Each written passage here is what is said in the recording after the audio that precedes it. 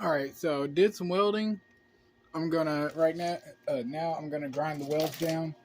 And how I'm gonna do that? I'm gonna take my DA grinder.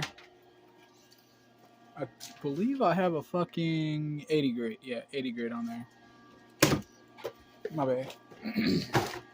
So I'm gonna take the 80 grit, go down the welds and everything, make it nice and smooth, and once I do that, I'm gonna cut you guys back on, cut it back on, and let you see what it looks like. This is like my fifth welding session. This part right here. This will make like the fifth or sixth one. And today I fixed my Durango. Recently bought a Dodge Durango.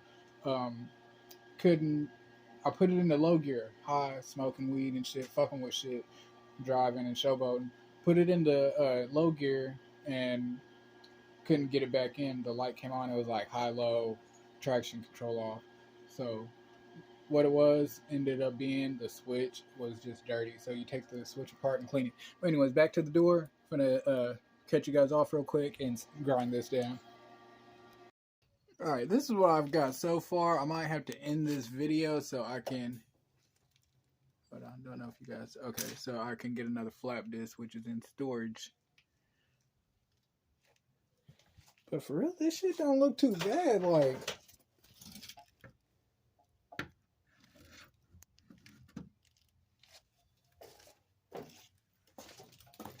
I really just be bored on the weekends, just doing shit out of boredom.